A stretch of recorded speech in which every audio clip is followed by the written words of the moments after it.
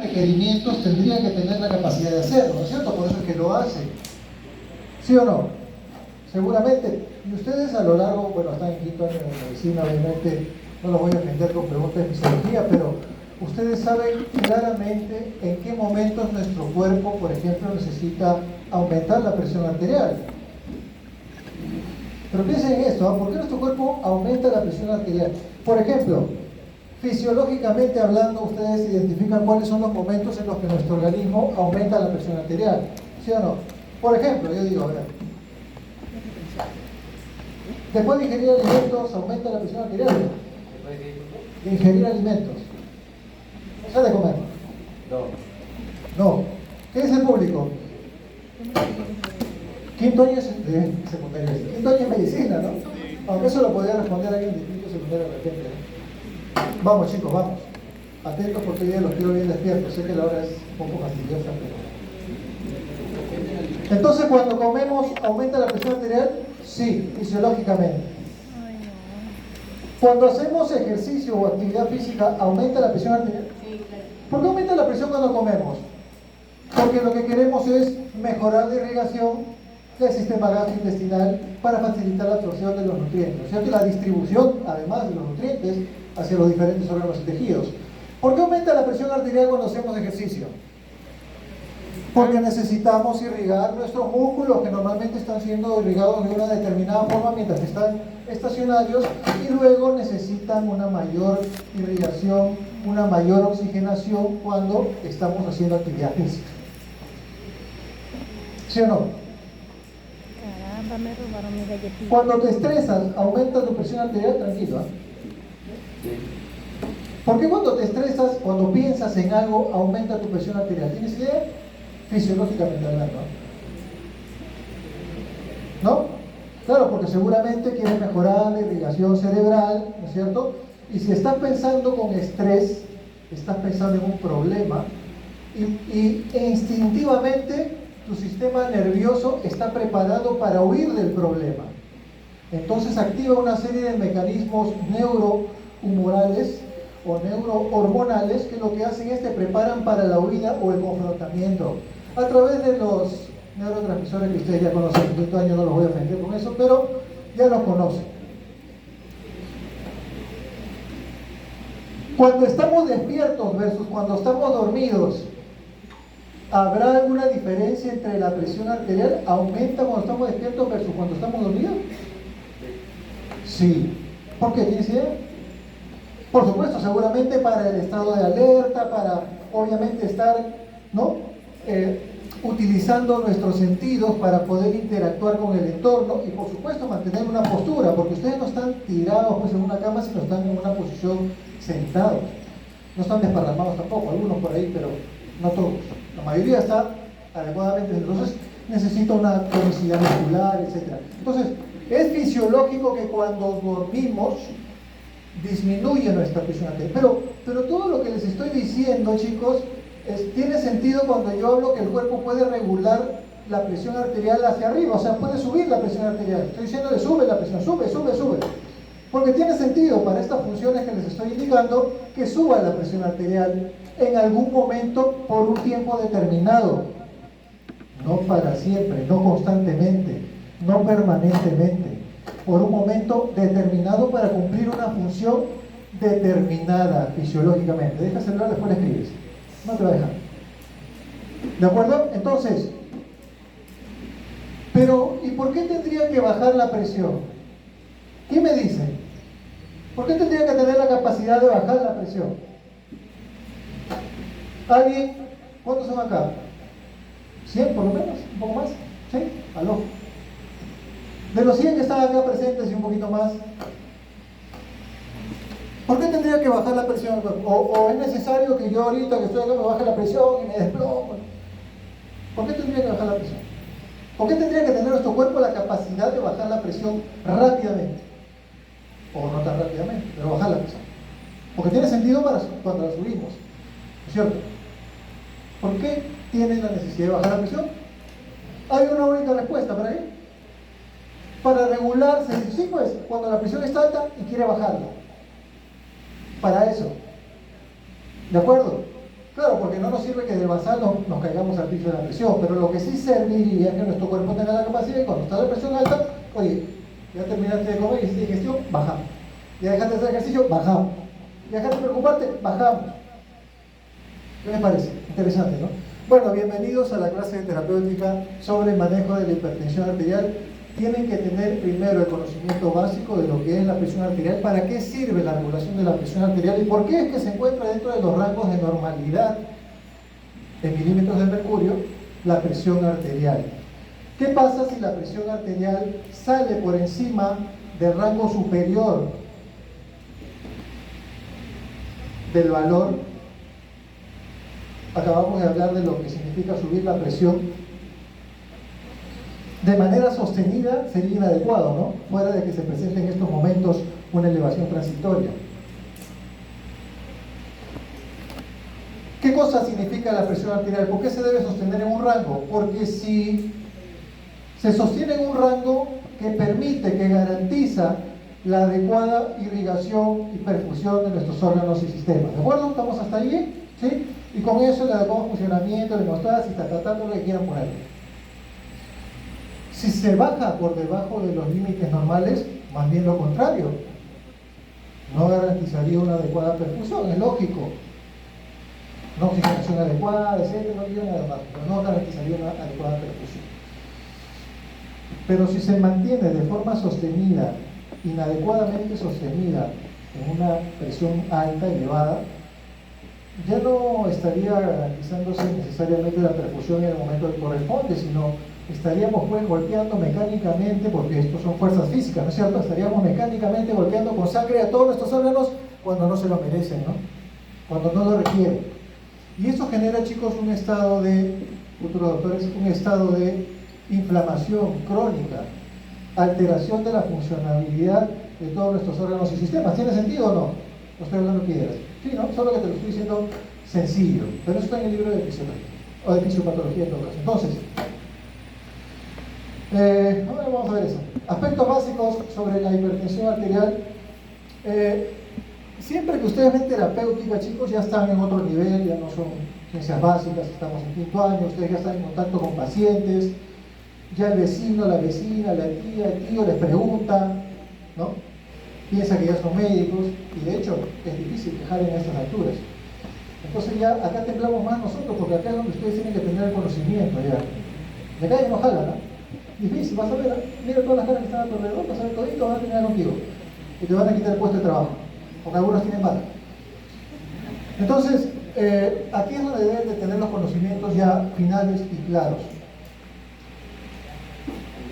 ¿Cómo hacemos un abordaje terapéutico los médicos? Primero, ¿en qué nos fijamos? Aunque no lo crean y acostúmbrense, nos fijamos en la epidemiología. Es decir, yo sospecho que este paciente puede tener esta enfermedad porque esta enfermedad es frecuente. Empiezo desde ahí, ¿eh? Mira, sin haber especulado mucho respecto a un paciente, si viene un paciente que vive en un hacinamiento, en un pueblo joven, transita todos los días por microbús y viene tosiendo a mi consultorio y ha bajado de peso durante los últimos 15 días con una tos persistente, yo pienso que es tuberculosis. Es decir, ¿qué pasa? Claro, pues, porque lo pienso, ¿por qué? Porque estamos todavía en un país endémico de tuberculosis. Si un paciente se fue de fin de semana, en Semana Santa, no guardó la Semana Santa, ¿no? Se fue a Juárez, se fue a Cieneguilla, lo picó un mosquito y regresa con fiebre, ¿no? Fiebre alta, pero ni siquiera tenía nada, ¿no? Dolor de cabeza. Uno dice, bueno, depende, ¿no? ¿Dónde fue? En esa zona donde fue, habrá una mayor incidencia, una mayor prevalencia de dengue. Entonces nos dejamos llevar inicialmente en un primer vistazo por epidemiología. ¿Qué te parece? ¿Está bien? ¿Estamos de acuerdo? Igual con la presión arterial. ¿Qué te parece? Mira, la presión arterial es frecuente en el mundo. En Estados Unidos 60 millones, más de 60 millones, 15%. Aquí en el Perú, ¿cuánto será? Mira, ¿cuál es el problema con la hipertensión y por el que tenemos que tomar la atención? Primero, porque es frecuente. Y ahorita vamos a ver los datos en Perú. Segundo, por esto importantísimo, dice, las personas, ¿dónde están? Los factores ambientales, ¿dónde está? Es principal factor de riesgo, dice, para padecer de enfermedad cardiovascular. Entonces, doblemente importante, porque si es frecuente y encima es el número uno, el ganador de los Panamericanos, el número uno en desarrollar o facilitar el desarrollo de enfermedades cardiovasculares, de hablar, le prestamos atención. Tiene algunos factores asociados, por supuesto, es más frecuente en determinadas edades. Vamos a ver en nuestro país cómo estamos respecto de la prevalencia de hipertensión arterial. Actualmente, estos son datos un poquito más antiguos de los estudios que se han hecho en Perú. Actualmente está ahí hasta el 27% más o menos. O sea, actualmente el 30%, o sea, casi un tercio, imagínense, de la población peruana es hipertensa, con algunas variaciones también entre si es si vive en la costa, si vive en la sierra o si vive en la selva, ¿no? La costa se lo lleva.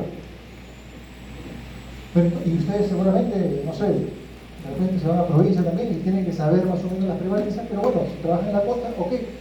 Mira, 30% de la población. Entonces de esto no se pueden escapar. De todas maneras van a haber personas que van a atender personas con hipertensión arterial. Ese es un motivo número 3, ¿ah? O sea, no te salvas. Si es que alguno de sus familiares, amigos, hermanos, conocidos, padres, etcétera, no tiene hipertensión, porque como es tan prevalente, seguramente que sí. Y si no lo sabe, hay que buscarlo. Ok, entonces, ¿cuál es el problema? El otro problema epidemiológico con la hipertensión arterial. Miren, de que no todos los pacientes que tienen hipertensión arterial saben que tienen hipertensión arterial. Qué piña, ¿no? O sea, eso ya nos es recontra malo, ¿no? Más o menos el 50% de los pacientes que tienen hipertensión arterial saben que son hipertensos. ¿Y qué dije de la hipertensión arterial? Que era la number one, ¿no? De los que terminaban desencadenando enfermedad cardiovascular, infartos, ACVs, ¿no? Insuficiencia cardíaca, insuficiencia renal, pon el nombre que quieras. Entonces, ¿de qué estamos hablando? Ok, hoy no se ve nada de acá, ¿no? O yo no veo nada, bueno, ya estoy viejo. Ok, ¿cuál es el otro problema? Más importante aún. Que de los pacientes que tienen hipertensión arterial y saben que tienen hipertensión arterial están siendo tratados. Y el 20% de los pacientes que están siendo tratados, el 20% de los pacientes que están siendo tratados, o mejor dicho, el 20% no están siendo tratados de los que se inicia el tratamiento para hipertensión arterial. De ese 50% que sabían que tienen hipertensión, el 20% no está siendo tratado. O sea, son una bomba de tiempo. Aparte, o sea, que suman al otro 50% que no sabía que tiene hipertensión arterial. ¿Qué te parece? Y ya para la cereza del pastel es que de los que están siendo tratados, la mitad de los pacientes con hipertensión arterial no logran controlar la enfermedad de la hipertensión. O sea, que mejor ya terminamos la clase. ¿Para qué?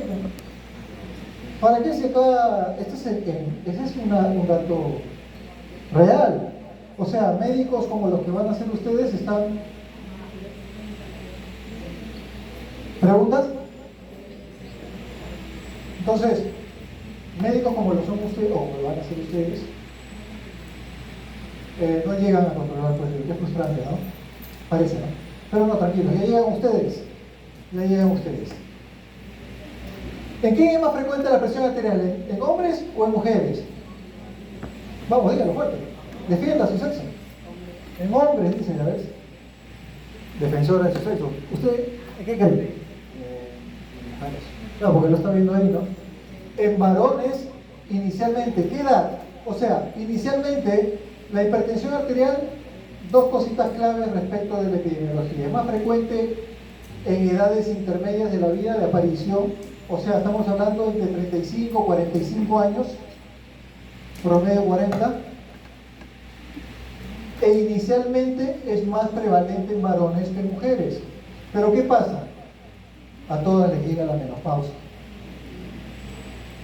Terminan de tener esta protección hormonal cardiovascular e igualan a los varones en prevalencia conforme ya pasan la menopausia. Estamos hablando de 50, 55 años. ¿Ves? Entonces ahí los empata. Ahí está el grafiquito. Si no lo ven la del fondo, porque yo tampoco lo veo. Pero ya lo van a tener en el PPT. Hay factores de riesgo para hipertensión. Entonces, ¿con qué terminamos la epidemiología de la hipertensión arterial? ¿Hay factores de riesgo? Sí, pues no. Ahí están. Fumar. ¿Fuman acá? Vape, dice. Bueno, el vapeo también tiene sus riesgos. Fumar, tomar, el estrés, la obesidad, el sobrepeso. Factores genéticos. O sea, genéticamente puedo tener predisposición, ojo, por eso es un factor de riesgo, no es absoluto, pero hay una predisposición familiar por herencia genética. La predisposición, por si acaso, es familiares directos. ¿Quiénes son tus familiares directos? Papá y mamá, ¿sí? Solamente cuando yo hablo de familiares directos, y para la clase de diabetes, y lo voy a hacer recordar, tengan en cuenta también que los papás tienen una misma línea de consanguinidad. ¿Con quiénes? Con sus hermanos. Entonces, siempre que hablemos de primera línea, consideren también, porque a veces pasa esto, ¿no? El papá y la mamá no tienen, pero todos los hermanos del papá y todos los hermanos de la mamá tienen hipertensión, pero el papá y la mamá no tienen. Entonces, cuidado, porque también hay, ¿no es cierto?, una consanguinidad entre los hermanos de los padres, para que la tengan en cuenta solamente. La edad, claro, a partir de 40 años es más prevalente. El tener diabetes, por supuesto, la diabetes y la hipertensión arterial son primos hermanos. Recuérdenlo siempre. Uno te puede llevar al otro y viceversa. El alto consumo de sal, ¿por qué? Claro, o sea, ahora vamos a recordar un concepto fisiológico, pero de hecho ustedes identifican y reconocen que el consumo persistente de sal lo que hace es retiene líquido, o sea, genera el ingreso de sal en nuestra sangre, hace que se retenga el líquido, y finalmente esto puede aumentar la presión arterial, o sea, extrae el líquido de los diferentes compartimentos, y esto puede aumentar la presión arterial, por supuesto. Estamos hablando de consumos persistentes, no igual que de comida chatarra, por supuesto. La comida chatarra, cuando uno habla de comida chatarra, tiene que tener las características en la cabeza de la comida chatarra. ¿Qué características tiene la comida chatarra? ¿Identifican qué características tiene o no? ¿Cuál? Muy salada, grasosa. Ahí está, miren un ejemplo. Levanta, por favor, levanta, chicos, miren, ahí está un ejemplo. Levántalo bien, gato. Ahí está. Comida chatarra, en su máxima expresión. La comida chatarra tiene la característica de tener o alta cantidad de sal, o alta cantidad de azúcar, o alta cantidad de grasa, o ser muy hipercalórico, tener mucha cantidad de calorías. Esas son las características de una alimento chatarra. Identifícalo con esas características, se está buscando por todas partes. Ok, creo que ya dijimos todo, ¿no? Ah, bueno, el sedentarismo. De hecho, y ustedes están en riesgo, porque son estudiantes de medicina, ¿no? Y van a ser médicos además, que seguramente van a estar sentados, ¿no? Así que ya vayan matriculándose a su marfil. Muy bien. Hipertensión arterial primaria versus secundaria. Primaria significa esencial, idiopática, genética, de origen desconocido, piña. Eso es esencial. Y obviamente la mayoría de la hipertensión que se presenta es esencial. La secundaria es debido a otros problemas relacionados con diferentes contextos orgánicos. Pueden ser problemas renales, pueden ser problemas cardíacos, pueden ser problemas hormonales, pueden ser problemas medicamentosos, etcétera, ¿no? Entonces son otras causas de hipertensión arterial. Y las pueden revisar, creo que acá dicen, no, obviamente, yo les enseño farmacología también, ¿no? ¿Sí? Porque ustedes están aquí, todos están así. Pues no, me da gusto que hayan llegado hasta acá, chicos. Los esperaba con ansias. Pero los fármacos, de hecho, hay fármacos que pueden elevar la presión arterial. Y hay que tenerlos en cuenta, sobre todo, obviamente, claro, el consumo de mayor largo plazo, puede ser crónico en algunos casos, o desencadenar en una persona predispuesta, ¿no? Y estamos hablando de fármacos que no son nada, o sea, son bien conocidos, ¿eh? Desde los glucocorticoides, como hormonas antidecongestivos nasales, o sea, antigripales, imagínense, antiinflamatorios que se pasan cada día, ¿no? O sea, no son fármacos, las drogas, ¿no? Las drogas, por ejemplo, no, tú no, sino que estoy hablando de las drogas en general. Por ejemplo, el éxtasis, las anfetaminas que usan para estudiar, o sea, esas, alumnos, ¿no? Algunos alumnos usan para estudiar, eso también puede elevar la presión arterial. Pero miren, fármacos como descongestivos nasales y como corticoides y como antiinflamatorios, que son el pan de también pueden subir la presión arterial, entonces hay que considerar. ¿De acuerdo? Muy bien. Y ahí está una lista de fármacos que pueden desencadenar hipertensión arterial.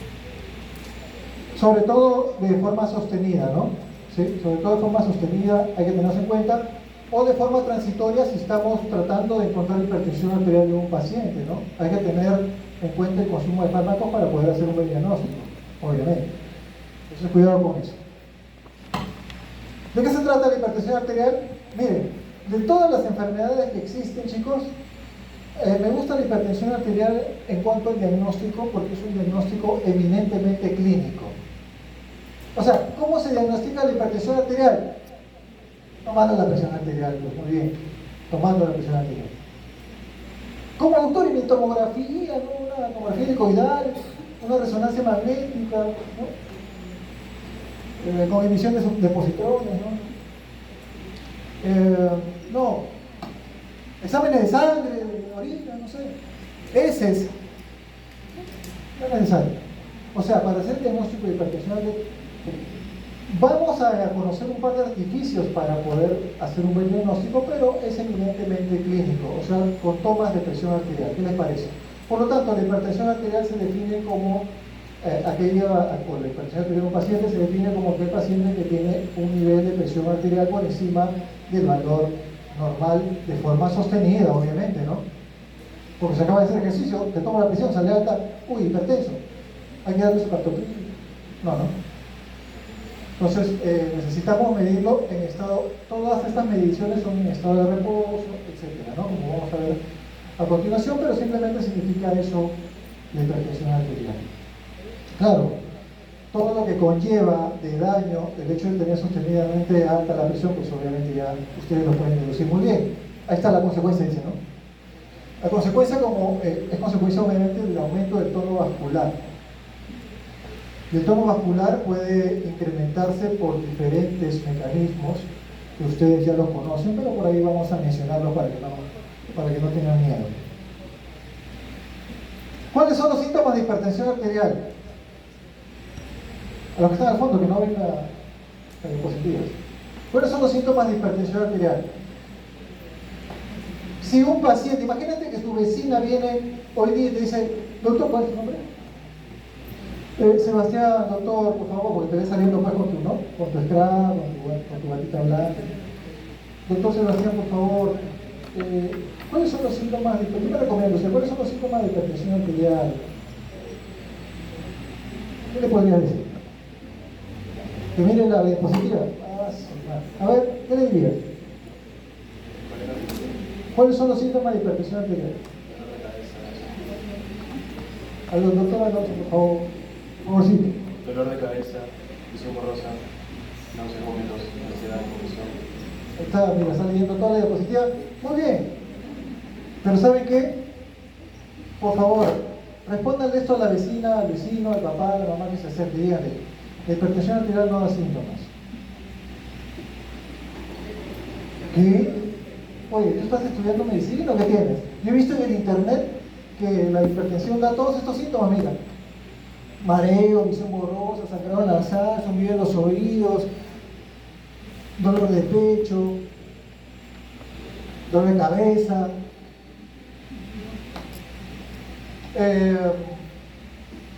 Chicos, la hipertensión arterial es una enfermedad crónica y se presenta normalmente con elevaciones progresivas de la presión arterial. Por lo tanto, por eso nos matamos los médicos que buscamos hacer atención, promoción y prevención. Nos matamos diciéndole a todas las personas que se hagan ¿qué cosa? Un chequeo, ¿no?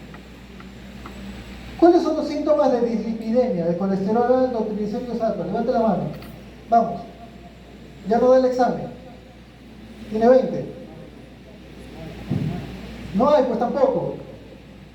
Y de diabetes al inicio, cuando venga a la casa de diabetes me responde lo mismo. Doctor, al inicio no hay. ¿Cómo? Y poliuria, policia, polifagia, me pasé toda la noche aprendiendo eso. Tranquilo, eso viene después. Igual que los síntomas de la hipertensión vienen, de todas maneras, después, cuando la presión está, conforme va elevándose la presión, depende mucho del umbral de cada persona. Algunos se eleva poco la presión y ya están empezando a sentir síntomas, otros tienen la presión en 20 y recién sienten los síntomas. ¿Me dejo entender? Pero inicialmente, chicos, la hipertensión no da síntomas. Por eso es que ustedes hacen despistaje de hipertensión arterial. Por eso es que le recomiendan que, bueno, sí que le recomiendan a una persona que se haga un cribado, o sea, una toma de hipertensión, de presión arterial. ¿Cuál es tu presión arterial, sabes? No se ha medido, mira. ¿Quién se ha medido la presión arterial? A ver, levante la mano. Oiga, quinto año de medicina, ninguno se ha medido la presión. Creo que hacen hasta un curso de cuidados primarios, no sé qué, ¿no? Y no saben cuánto tiene de presión arterial. Pero les puedo preguntar cuál es el rango de normalidad de la presión arterial. Eso sí, ya, no lo quiero ofender, pero bueno, voy a dejar que alguien lo diga. Alguien a quien le está subiendo la presión cada vez que nace. A ver, un voluntario. Tranquilos, no todos. A ver, doctora, ya lo googleó. ¿Cuál es el rango normal de presión arterial en milímetros de mercurio? El promedio. El ideal.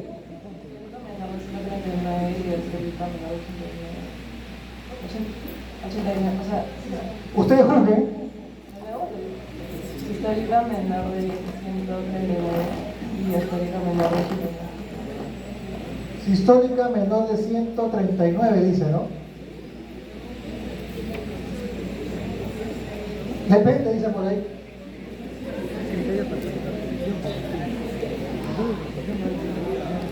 Ah, ya, dice, depende, dice, si usa pues la guía americana versus el resto de guías de todo el mundo. Sí, claro, o sea, sí. Bueno, acá dice que la presión, el promedio es de 120,80. ¿Están de acuerdo? Sí, ese es el promedio. Pero cuidado, el rango de normalidad de la presión sistólica es un rango porque lo que hemos estado hablando al inicio, o sea, tiene que ser un rango, ¿no? Entonces va desde 91 hasta menos de 140 o menos de 130 si lo dicen los americanos, que son los únicos que lo dicen. Pero hasta menos de 140 puedes tener en ese rango la presión sistólica. Y la diastólica, me pregúntale a Google. La diastólica desde 60 hasta menos de 90, o sea 89. Igual 140 menos de 139.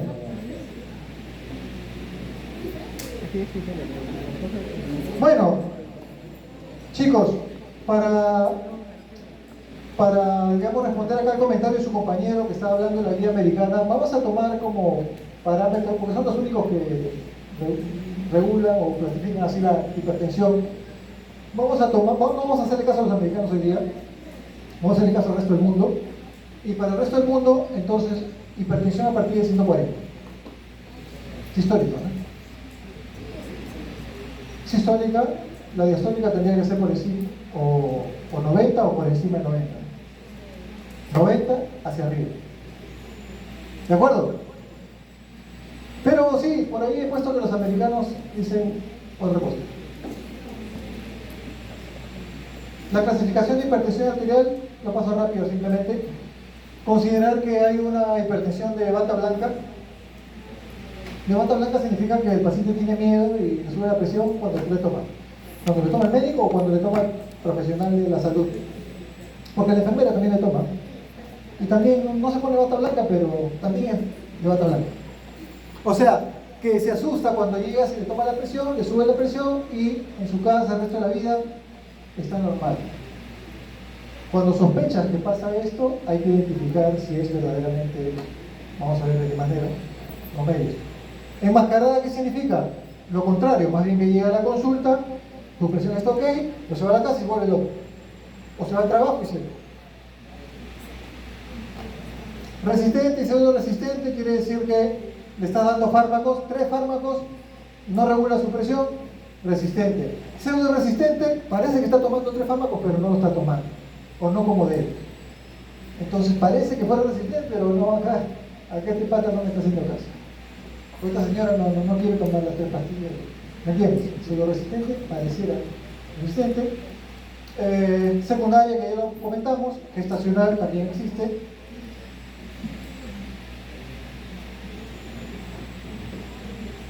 Y acá está la clasificación de hipertensión. Bueno, solamente para que vean que la clasificación de hipertensión arterial, según el valor de la presión arterial, lo clasifican en hipertensión de grado 1, 2 y 3. ¿De acuerdo? Pero también a lo largo del tiempo se han establecido algunos parámetros que nos hacen, que nos hicieron deducir o finalmente categorizar al estadio previo a la presión arterial alta. O sea, cuando tienes la presión arterial al límite de lo alto, o sea, casi entre 130 y 140, ¿cómo le llamas a eso? Bueno, le llaman prehipertensión. ¿Ven ahí? Prehipertensión. Que también le dicen presión normal alta. Normal alta y prehipertensión es la misma cosa. O sea, tienes la presión entre 130 y 139, está cerca, ¿no? Está cerca, se puede quemar. Entonces, prehipertenso, y tranquilo, que eres prehipertenso, porque esto es un tema preventivo también para tomar acciones. Grado 1, 2 y 3, en función de los milímetros de mercurio, va subiendo de 20 en 20. 140, 160, 180, en adelante ya, la tercera. Y hay también hipertensión arterial sistólica y actualmente también hay hipertensión arterial diastólica. Sola, ¿no? O sistólica o diastólica. Y ahí está, pues, ¿no? La última clasificación de la Sociedad Europea y avalada por la Sociedad Internacional de Hipertensión Arterial, ahí está. Y dice también sistólica y diastólica. ¿Cuál es la presión arterial óptima? La que deberías de tener. ¿Ah? Bueno, menos de 120. Menos de 120.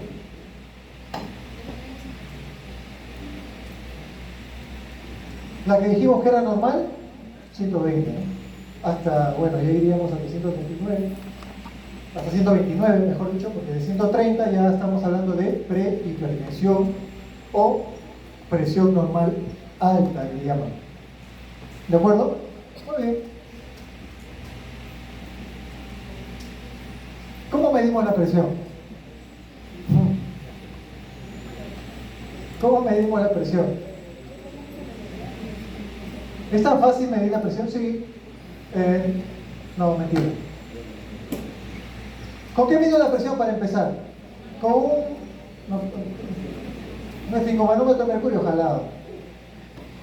Ya están proscritos, ya no existen, ya no se fabrican por el alto índice de contaminación y riesgo. Tensiómetro, bueno, con un tensiómetro.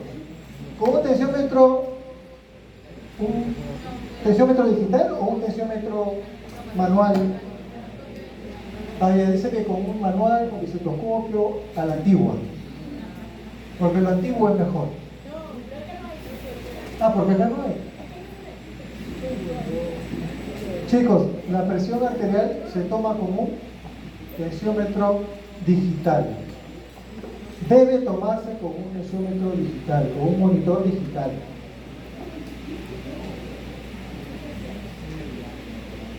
Miren, ya varios están pensando en su hospital, en la posta, en esta ridiculez que tienen ahí.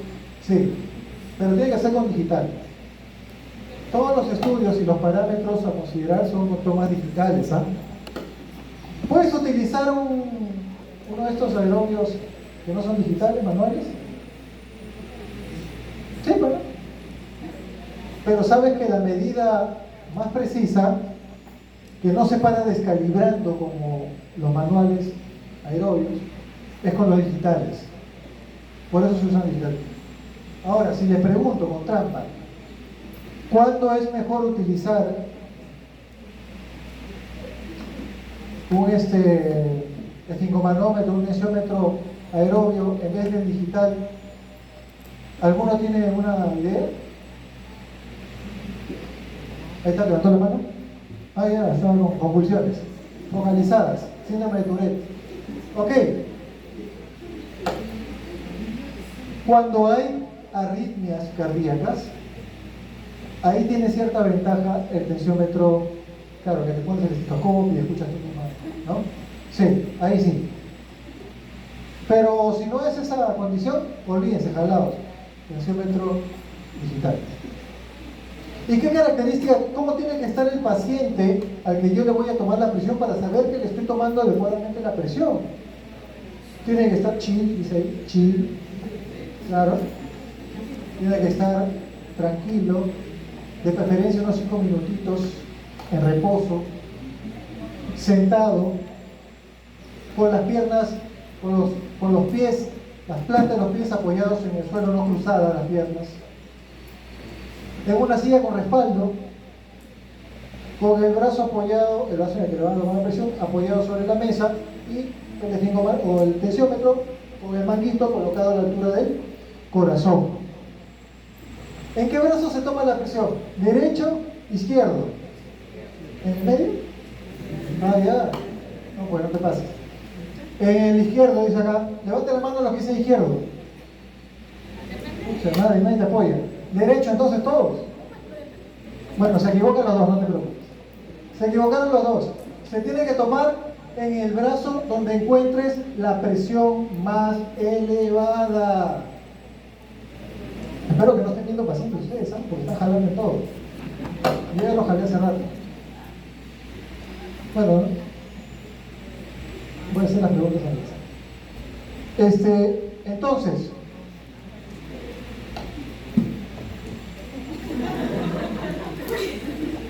yo me acuerdo que antes había respeto por el docente, pero bueno, son otros tiempos.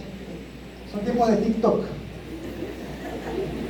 Entonces, le tomo la presión para medir adecuadamente, le tomo la presión con un tensiómetro digital, el paciente en reposo, sentado, pies sobre el suelo, en una silla que tenga respaldar, el brazo sobre la mesa, el manguito que tiene que ser adecuado para su peso y su tamaño, o sea, no cualquier tensiómetro encima, aunque normalmente hay un promedio para todos, pero si es más gordito, si es más grandote, si es más chiquito, si es un niño, varían también los equipos. Claro, esto es un mundo ideal, ¿no? ¿Han escuchado la canción Mundo Ideal? ¿No? Un mundo ideal. Es el mundo ideal. ¿Qué más nos dice el mundo ideal? Dice que no tiene que haber comido, por ahí escuché, ¿no? No tiene que haber comido en la última media hora, ni haber hecho ejercicio, ni haber tomado cafecito, ni haberse drogado, menos, ¿no?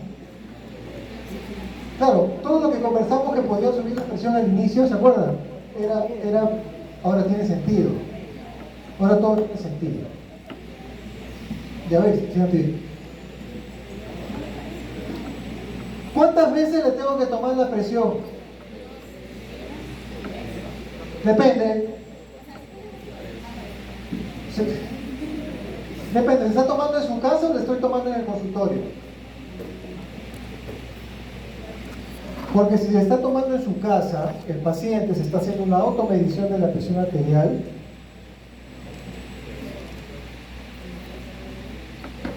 ¿Se tendría que tomar cuántas veces?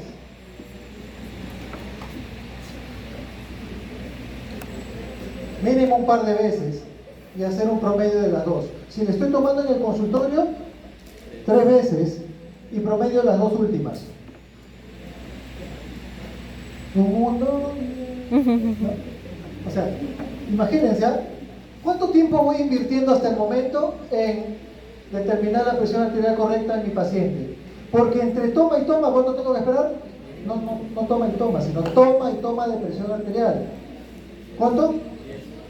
5 minutos, se exageró. 1 minuto. Oigan, no tienen contacto con pacientes, ¿no? Me están asustando, ¿eh? Me están asustando. Si no saben tomar la presión, ya lo voy a regresar a... ¿No? ¿Merecen o no? Ni siquiera estamos hablando de terapéutica todavía, falta un poquito. Ya ahorita llega, no se lo pierdan. Mira, entonces le toman la presión con 1 minuto. Imagínense cuánto tiempo está invirtiendo el paciente. Si es primera vez, encima tienes que saber en qué brazo tiene la presión más alta. O sea, ahí tienen 2 tomas de presión, separadas por 1 minuto y van 3 minutos. Y de ahí tienes que hacer las 2 otras presiones, ¿no es cierto? O sea, ahí van como 5 o 6 minutos. Mientras que necesite sentar al paciente y que descanse 5 minutos, llevan como 10 minutos, se acabó la consulta. ¿No? Por eso es que esto lo hace la enfermera mientras que tú estás atendiendo a tu paciente, normalmente. Pero si tú lo quieres hacer o lo tienes que hacer, porque no confías en la enfermera, de hecho, entonces tienes que saber cuál es el mundo ideal. ¿Qué vamos a buscar nosotros, chicos? Acercarnos lo más que podamos al mundo ideal. ¿De acuerdo? Eso es lo único que les pido. ¿Sí? Ahí está, mira, Ladino, mundo ideal. Acérquense a eso. Traten, ¿no? Traten de acercarse a eso. ¿De acuerdo? Por lo menos si le miden a su papá, a su mamá, pues con más razón, ¿eh? Mentira, a todos los pacientes. Traten de esforzarse y llegar al mundo ideal. Muy bien.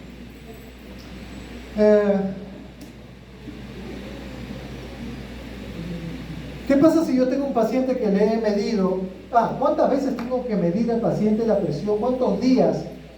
¿En qué momento? ¿Cuántos momentos tengo que medir la presión arterial del paciente para diagnosticarlo de hipertenso? A la primera, ¿lo puede diagnosticar de hipertenso o no? ¿Y si tiene más de 180?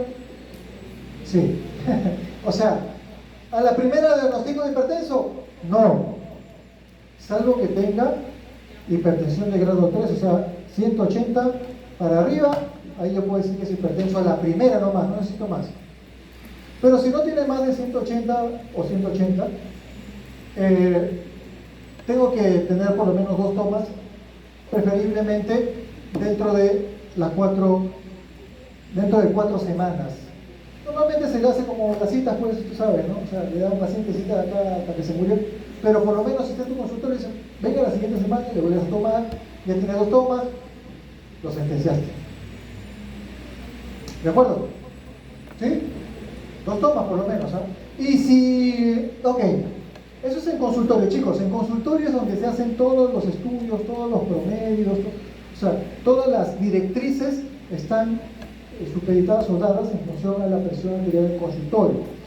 Pero ¿qué pasa si tú tienes un paciente que le encontraste la primera 139 de presión sistólica y a la segunda 141? O sea, ¿ahora qué hago? Le vuelvo a tomar una tercera, es 139 de nuevo. Dice, pero este pata tiene, su papá me ha dicho que es hipertenso. Entonces le hago una cuarta. O, si le tomé la primera, le tomé la segunda y tengo dudas, ¿qué hago? Le mando tengo 2 opciones. O le mando a que se tome él la presión en su casa, lo cual es muy válido. Eso se llama el automonitoreo, es el AMPA, el automonitoreo de la presión arterial. O le pongo un aparato costoso, me tiene que pagar unos 150 o 100 soles para alquilarle, y déjame su DNI, para alquilarle el equipo para que se tome la presión durante 24 horas en un monitoreo automático de la presión arterial con un aparatito, un presiómetro que va a tomarle 24 horas la presión. Eso se llama el MAPA. Y de esas 2 formas yo puedo ya, ahora sí, diagnosticar a un paciente que me cuesta diagnosticar clínicamente, pero yo lo podría hacer clínicamente, la mayoría lo hacemos clínicamente, pero si tengo dudas, puedo utilizar estos 2 recursos. ¿Qué les parece? ¿Chicos? ¿Sí? Para hacer terapéutica tienen que hacer un diagnóstico primero, por eso que estamos hablando de ello. Ok, y saben lo que entonces es o el aparatito de 24 horas o le mando que ¿cuántos días se tendría que tomar el paciente en casa? 3 a 7 días, una semana. O sea, 3 días, 4 días, 5 días, 7 días si quieres. Claro, ¿cuánto se tendría que tomar el paciente en su casa? 3 a 7 días. No voy a repetir, ¿eh? Entonces, ahí sí hago los promedios, pero hay alguna salvedad, miren. Bueno, eso es lo que les dije hace un momento. El distrito consultorio, ya lo dije.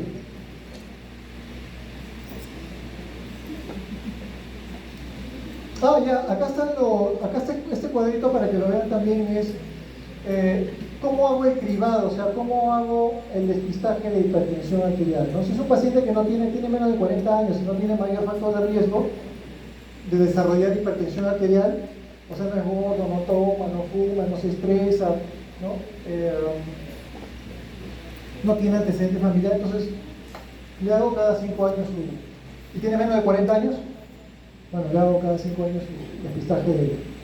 Pero si tiene factores de riesgo, o tiene la presión arterial en los rangos un poquito más altos, o tiene sobrepeso o obesidad, entonces cada 2 a 3 años. O sea, a la mayoría de personas cada 2 a 3 años. Y si no, si tiene ya más de, eso es hasta que tenga 40 años, porque si tiene 40 años ya idealmente, como yo, es anual. Hay cribado para diagnosticar o para descartar en todo caso hipertensión. Ahí está, mira, y el mapa, ¿no? Fuera de la consulta, el mapa o el AMPA. Cualquiera de los dos podemos utilizar. Ya les he dicho cómo se utiliza. Uno es de 24. ¿Cuál es la ventaja y la desventaja de cada uno? Por acá creo que les he puesto esta, mira. ¿Cuál es la ventaja y la desventaja? Bueno, uno es más caro, ¿no? El otro es un poco complejo también, tendría que tener tensiómetro el paciente en su casa. Ahora tienen bastantes tensiómetro en su casa, pero bueno, de todas maneras puede ser una mala técnica para tomar, o sea, también sus desventajas. ¿Cuál sería la ventaja del mapa? Que por ejemplo le va a tomar la presión mientras que el paciente está dormido.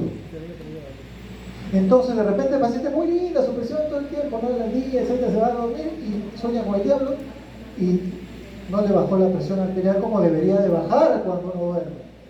Eso se llama un patrón non-diper, o sea, hay una bajada de la presión arterial cuando uno duerme y en el hipertenso no hay, pues. Es un patrón non-diper, se llama. O sea que no baja, pues, no desciende. Pero entonces, miren, ambos tienen sus cositas, ¿no? Ambos tienen sus cositas. O sea, si sale bien el paciente, incluso con el AMPA, o sea, se tomó la presión, estoy diciendo, no, pero yo sospecho, estoy así que me pica. No, yo sospecho de este paciente, y le mando entonces mejor un mapa, pues, ¿no? Ya para salirme de dudas, ya no sea malo, ¿no? Ya yo le pago el examen. Por eso, ¿ya? Ok. Y miren esta salvedad. Para cuando se trata del monitoreo ambulatorio, así como cuando se trata de la medida de 24 horas, si se dan cuenta, acá el valor para decir que es hipertenso es mayor de 135, miren, interesante, ¿eh? Consideración. O sea, si le mando a su casa, y el promedio me sale más de 135, ya puedo diagnosticar paciente hipertensión, ya no necesita hacer 140 como en el consultorio. ¿Qué les parece? ¿No? Dilo más fuerte. Ahí está, pues, ¿para qué le voy a decir? Ahí está. Y también dice, mira, ahí dice la diurna, cuánto debe ser, la de 24 horas, la nocturna, ¿no? Cuando tienen que reconocer estos patrones en estos tipos de pruebas. Muy bien, se lo puse ahí para que lo tengan en cuenta. Exploraciones complementarias de la hipertensión arterial, bueno, sí, pues de todas maneras le voy a hacer sus pruebitas, ¿no? Hemograma, glucosa, urea, o sea, función renal, función de hígado, para ver que esté todo bien, aparte de hacerle el despistaje. Si estoy descartando, ¿no? Si encuentro paciente que puede tener la presión alta, le hago también eso de vuelta. Recuerdo de fisiología, rapidito. 2 formas fisiológicas de regular la presión arterial. Ustedes las conocen, por favor. Se las dije hace 3 años cuando estaba en farmacología. Se las recuerdo ahora. ¿No? 2 formas. ¿Cuáles son los 2 mecanismos fisiológicos de regulación de la presión arterial? Uno es mediante los neurovegetativo. Neurovegetativo, ese es el que está ahí en la... ¿No? ¿Lo ven? ¿Sí? ¿Lo conocen? Sí. Neurovegetativo. Barroreceptores, cáñado aórtico, seno carotídeo, recuerdo, reflejos. Neurotransmisor, noradrenalina. Neurovegetativo. ¿Y el segundo mecanismo? ¿Cambió o no cambió? Ahí está. Sistema renina, angiotensina, aldosterona. ¿Lo conoces o no? ¿Te puedo preguntar todo lo relacionado?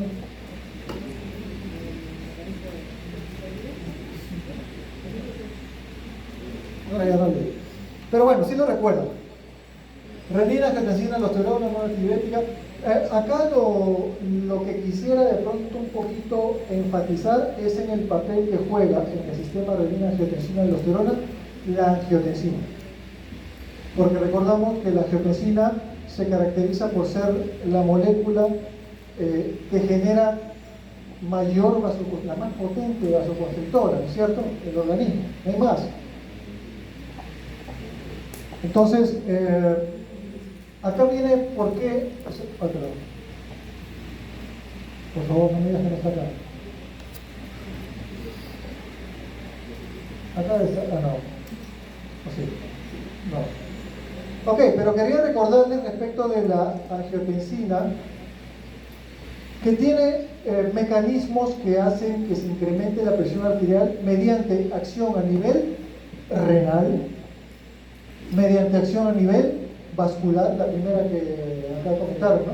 Vascular, o sea, vasoconstricción, a nivel renal, aumentando la absorción de sodio y de agua, y a nivel, esta que quiero que se acuerden es suprarrenal, no, y a nivel, quiero que lo recuerden con mucho amor, a nivel cardíaco, o sea, tiene un efecto a nivel cardíaco, lo que hace es bombear, el corazón bombea, pero aumentar la fuerza de contracción, o sea, el inotropismo, aumenta la fuerza de contracción. ¿Saben por qué quería que recuerden esto, chicos? Porque el aumentar la fuerza de contracción de forma sostenida tiene sus consecuencias.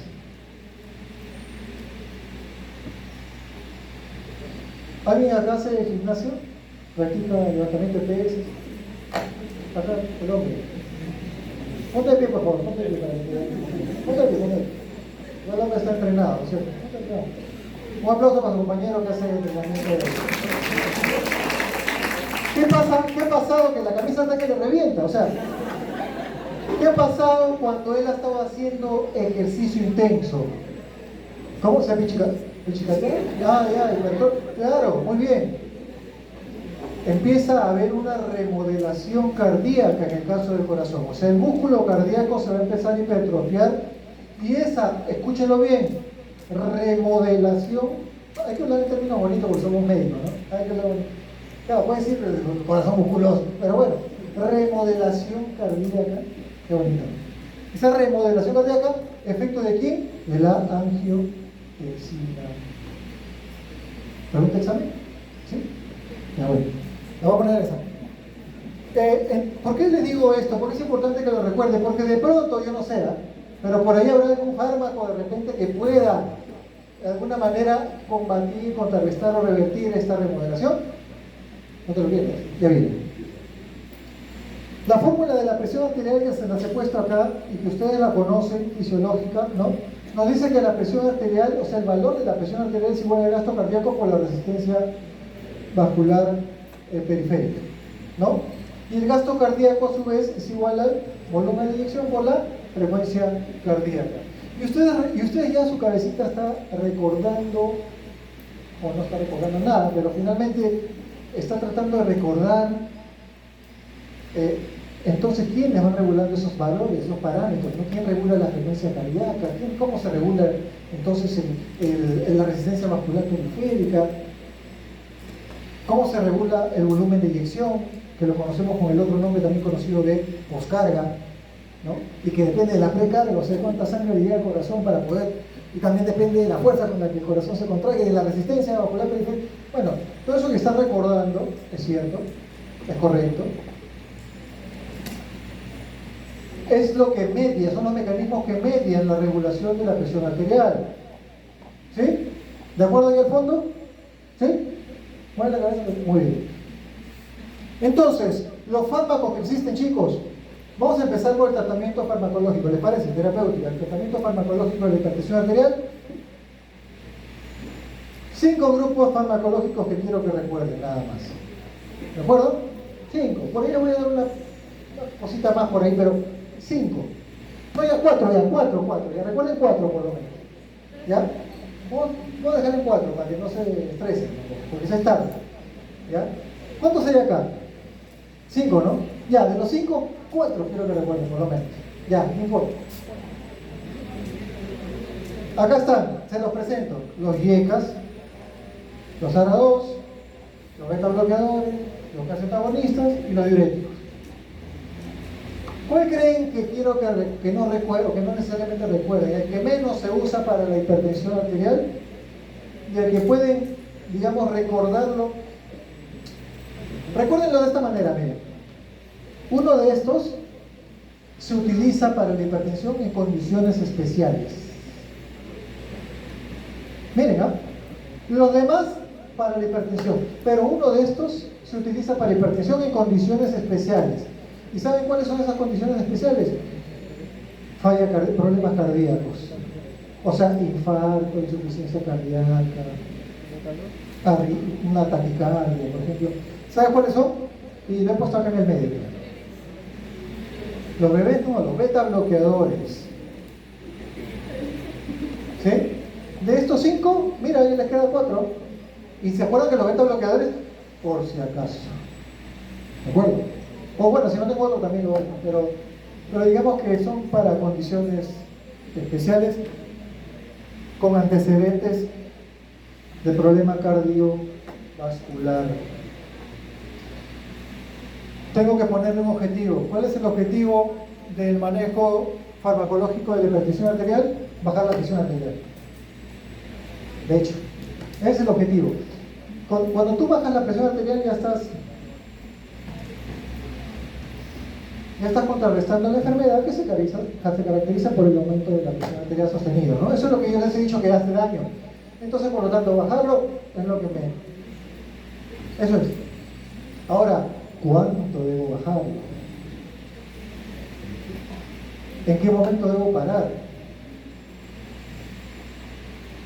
¿En qué paciente le bajo más y en qué paciente menos? Ahí varían algunas cositas, pero simplemente con bajar la presión ya están haciendo un beneficio a su paciente. A ver qué dice acá. Todo lo pueden leer en su casa. Acuérdense que las guías, claro, nosotros nos basamos en la terapéutica según las guías, ¿no? Guías americanas, europeas, bueno, la americana hay que tomarla con pinzas, pero normalmente europeas, canadienses, el resto del mundo son las que utilizamos y hay pues su nivel de evidencia, y la clase de evidencia, ¿no? ¿Qué tenemos que hacer con un paciente que llega con hipertensión arterial o que diagnosticamos de hipertensión arterial? Bueno, vamos a tratar de estratificar su riesgo cardiovascular. O sea, ¿para qué me sirve eso? Casi para nada, pero de todas maneras hay que estratificar. En realidad sirve para que tomemos una decisión de darle medicamento más rápido, más fuerte, hacerle exámenes complementarios, que la visita, el seguimiento sea más corto o más largo. Entonces, bueno, para eso sí sirve, ¿no? Entonces, hay que tratar. ¿Y el riesgo cardiovascular qué significa? ¿Cuánto riesgo tienes de acá a 10 años, a los próximos 10 años, en hacer un evento cardiovascular mayor? Y hay diferentes escalas, porque miren, si yo les pongo acá, el siguiente cuadrito dice estratificación de riesgo, o sea, aprendes de todo eso, fíltralo y ahí sacas un riesgo. Pero no se preocupen porque ya existen algunas apps que te permiten estratificar el riesgo de tu paciente. Riesgo cardiovascular, no se equivoquen, ¿eh? No es el riesgo de padecer hipertensión, el riesgo cardiovascular. Es importante para cuando tenemos pacientes que tienen enfermedades cardiovasculares como la hipertensión o la diabetes, por ejemplo. Entonces siempre es bueno que lo estratifiquen para lo que les he dicho. ¿De acuerdo? Para eso sirve. Si se dan cuenta en la estratificación, de acuerdo a los niveles de presión arterial y de acuerdo a los riesgos cardiovasculares, todos están en moderado y alto riesgo o muy alto riesgo si se dan cuenta cuando tienen hipertensión. Los únicos que se salvan es el que tiene la presión dentro del rango normal, ¿ven? O grado 1 sin factores de riesgo, o sea, nadie. ¿Me entiendes? Entonces, con hipertensión, y basta que tenga ya factores y ya pasaste moderado. Pero bueno, hazle su score de riesgo de todas maneras, sino que le estoy diciendo una generalidad, pero hazle su score de riesgo. Ahí está, mira, se los dejé también los links para que puedan descargar ahí los scores de riesgo que existen. Sí, esto se lo voy a dejar. Ok. Aparte de tomarle la presión y diagnosticar a un paciente con hipertensión, les dije, hay que ver si no tiene, claro, ¿cómo lo estratifico si no sé si tiene daño de órgano blanco, ¿no? O sea, complemento con exámenes. ¿Qué exámenes le harías a un paciente con hipertensión arterial? ¿Me dirían la función renal? Sí, muy bien. ¿Me dirían el corazón? EKG, muy bien. ¿Ecocardio? También, con más plata, ¿no? O sea, función hepática, función renal, ¿sí? Hormonas que puedan desencadenar una hipertensión secundaria. Tiroides, dice ahí su compañero, hiper o hipo, los dos. ¿Ya ves? Tienen que ver la diapositiva también, aparte de escuchar. Sí, el hiper porque obviamente directamente estimula, y el hipo porque se borda. Fondo de ojo, dice su compañero, claro, más plata. Muy bien. Estrategia de tratamiento para la hipertensión arterial. Le damos tratamiento farmacológico y no farmacológico a los pacientes con hipertensión arterial. Si diagnostico un paciente con hipertensión, le doy con hipertensión de tipo de grado 1. Miren la pregunta. Tengo un paciente con hipertensión grado 1, no tiene otros factores de riesgo, hace ejercicio, menos de 40 años, 39, come saludable, no vive estresado, hipertensión de grado 1. ¿Le doy o no le doy tratamiento? ¿Tratamiento farmacológico? ¿Tratamiento no farmacológico? ¿Un combinado? ¿Qué dice el público allá atrás? ¿Ah? ¿No dice? No, pobrecito, dice. A psiquiatra, dice. Miren, acá está, pues. Grado 1, modificaciones del estado o de la modificaciones del estado de vida, del estilo de vida. Ahí está la respuesta, solo que al fondo no la ven, pues. Modificación del estilo de vida y fármaco.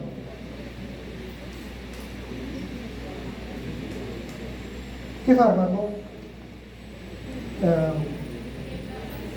Acuérdense que dentro de los factores de riesgo también está el síndrome metabólico. ¿Se acuerdan del síndrome metabólico? Bueno, si no se acuerdan, se los puse ahí, para que lo recuerden cuando estén leyendo la diapositiva. Aunque yo espero que no la lean, que lean libros. ¿Ya? Muy bien. Tiene que tener 3 de estos parámetros alterados para decir que tiene un síndrome metabólico. Básicamente ve grasas, azúcar, cintura abdominal y presión arterial. Muy bien.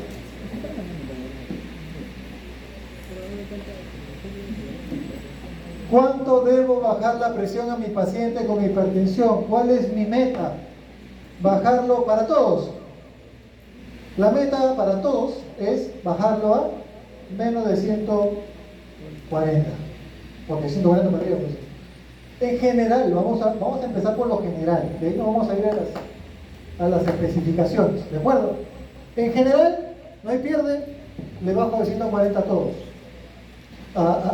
Pero, si este paciente es diabético o tiene una previa enfermedad renal, cardíaca, además de la hipertensión, mejor le bajo a menos de 130. ¿Ya? ¿Quedamos o no? Bueno, sí quedó la guía. Le bajo menos de 130. ¿De acuerdo? Si bien la meta es, o sea, si bien está bien bajarle a menos de 140 a los pacientes en general, si yo puedo y el paciente lo tolera bien, le bajo más. No me quiero acercar tanto al 140, ¿qué les parece? Eso le conviene a la guía. Dice, oye, si puede bajarle un poco más, bájale, pero bájale más. ¿De acuerdo? Llévalo pues hasta lo más cercano a 120, o un poquito menos de 120. Está bien. Si puede, si el paciente lo tolera, claro, dice acá. ¿Por qué no? ¿Por qué no dice? Pero en general menos de 140, pero los pacientes que tienen diabetes o otras comorbilidades renales o cardiovasculares, menos de 130. ¿De acuerdo? Muy bien. ¿Cada cuánto tiempo? O sea, si le empiezo a dar tratamiento a mi paciente, ¿cuándo lo cito para el seguimiento? Ah, los que están al fondo y no leen, a ver. Por acá todos lo leen. A ver, al fondo, que no lees. ¿Cuándo lo cito para seguimiento a mi paciente? Le empiezo el tratamiento farmacológico, ¿cuándo lo cito? ¿Alguna idea por acá? A ver, le pongo tres alternativas. ¿Un mes, 2 meses, 3 meses? Un mes al champú, ¿no? Un mes, pues, claro. Y si logro la meta, lo cité al mes y contento el paciente porque llegó a su meta. ¿Cada cuánto tiempo ahora lo cito?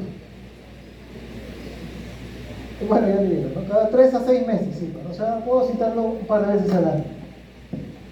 ¿No?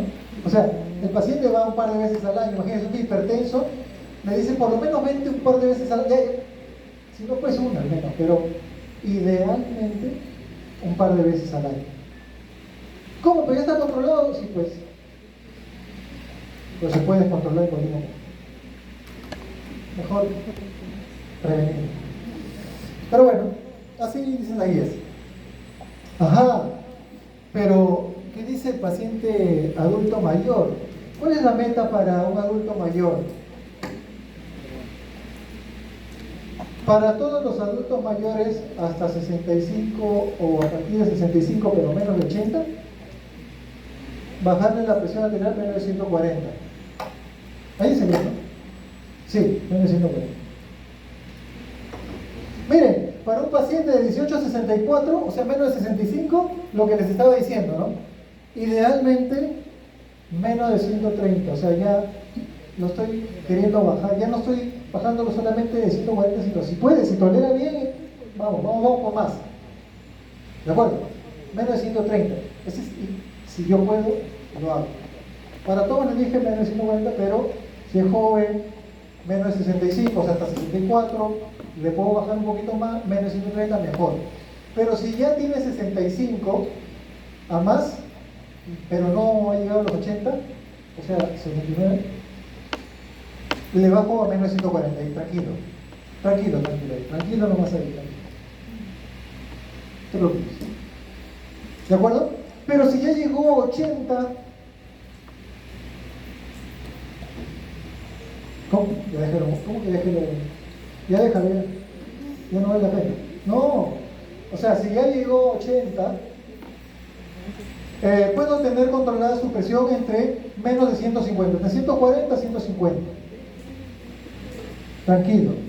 O sea, puedo tener la presión entre 140 y 150. Ahí está claro, sí. Me dejo entender, ¿sí? Empezamos general, luego estamos viendo. Dime.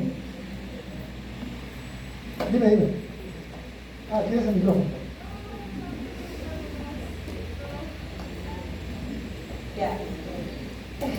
Ya.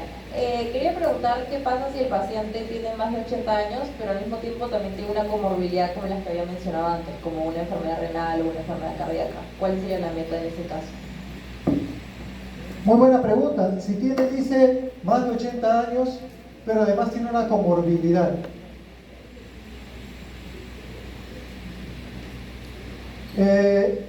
Cuando tiene una comorbilidad, yo he dicho una comorbilidad cardiovascular, como dijo, o renal, la meta era bajarle lo más que pueda. Pero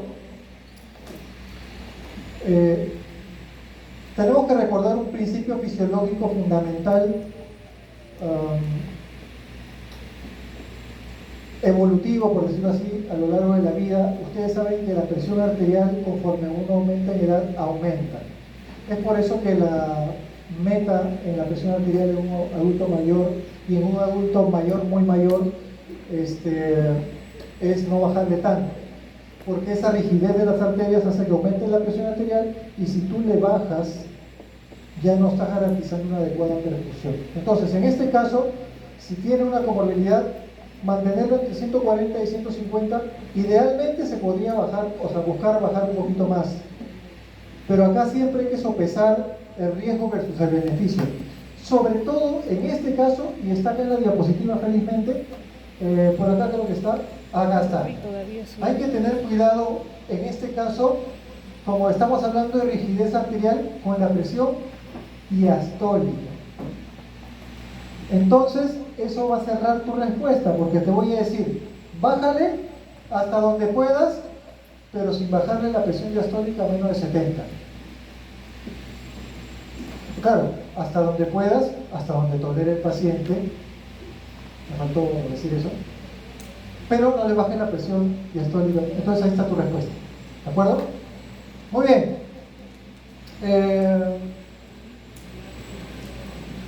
Y otra cosita, llega un paciente, estamos hablando de metas. Ahora les voy a hablar sobre el inicio, algunas consideraciones con respecto al inicio del tratamiento antihipertensivo. Dijimos que ni bien hipertensión 1, iniciamos tratamiento.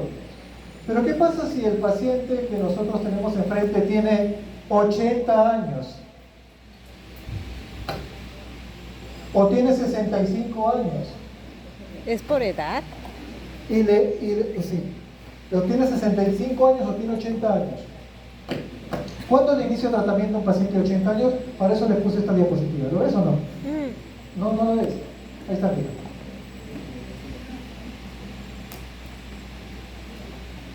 Si tiene 80 y yo voy a querer iniciar un tratamiento antihipertensivo por primera vez, cuidado, no se confundan aquí. Primera vez, lo estoy diagnosticando. Ya tiene 80 años, o sea, tiene más de 80. Entonces, para darle un tratamiento mejor, identifico que la presión está por encima de 160. Si no, tranquilito nomás. Tranquilito nomás. Puede mejorar calidad de vida, estilo de vida y ver si es que necesita alguna medicación complementaria por algo, sí. Pero para dar tratamiento antihipertensivo, mejor que esté por encima de 160. Igual, bueno, lo que consideramos de la meta para bajar. Ok. Acá también estaba, entonces lo voy a retirar.